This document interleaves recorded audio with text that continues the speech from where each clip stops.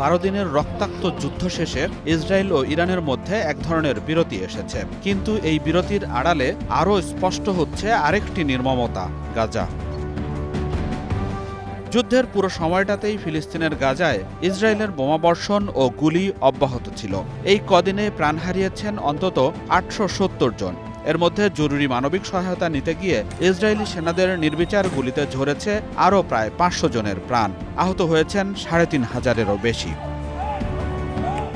প্রতিদিনের এই গণহত্যার বাইরে গাজার আরেক ভয়াবহ অধ্যায় সামনে এনেছেন হার্ভার্ড বিশ্ববিদ্যালয়ের এক ইসরায়েলি অধ্যাপক। তার গবেষণা প্রতিবেদনে বলা হয়েছে 2023 সালের অক্টোবর থেকে এ পর্যন্ত গাজায় অন্তত 3,77,000 মানুষ হারিয়ে গেছেন, যাদের অর্ধেকই শিশু। গবেষক অধ্যাপক ইয়াকভ গার্বের বিশ্লেষণ বলছে, এই নিখোঁজদের বড় একটি অংশের আর বেঁচে ফেরার সম্ভাবনা নেই।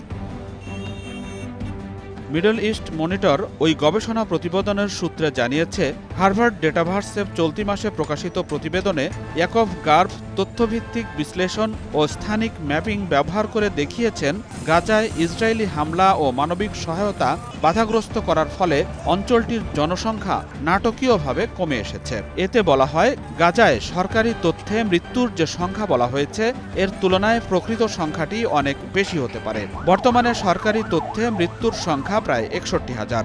ইসরায়েলি সামরিক অনুমান ভিত্তিক মানচিত্র তুলে ধরে ওই প্রতিবেদনে আরও বলা হয়েছে, গাজা সিটিতে বর্তমানে প্রায় 10 লাখ, মাওয়াসিতে 5 লাখ ও মধ্য গাজায় 3.5 লাখ, এই মোট প্রায় 18.5 লাখ মানুষের হিসাব আছে। অথচ যুদ্ধ শুরুর আগে গাজার জনসংখ্যা ছিল প্রায় 22,77,000। প্রশ্ন হলো, অন্তত 3,77,000 মানুষ গেল কোথায়?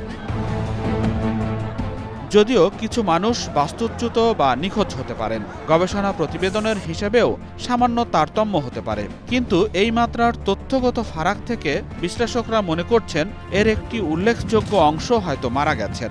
এটি বোঝায় যে প্রকৃত মৃত্যুর সংখ্যা বহুগুণ বেশি হতে পারে। মানবিক সহায়তার নামেও চলছে অমানবিক নৃশংসতা। যুক্তরাষ্ট্র সমর্থিত গাজা হিউম্যানিটারিয়ান ফাউন্ডেশনের সহায়তা কেন্দ্রগুলোও এখন ফাঁদে পরিণত হয়েছে। এসব কেন্দ্রে পৌঁছাতে অসহায় ফিলিস্তিনিদের ইসরায়েলি সেনাবাহিনী ঘোষিত নিষিদ্ধ এলাকায় প্রবেশে বাধ্য করা হচ্ছে। দুর্বল অবকাঠামো, নিরাপত্তাহীন রাস্তা আর সংকটাপন্ন পরিস্থিতির সুযোগে বেসামরিক নাগরিকদের হত্যার পথ প্রশস্ত হচ্ছে। Nazmus Sakib, star news.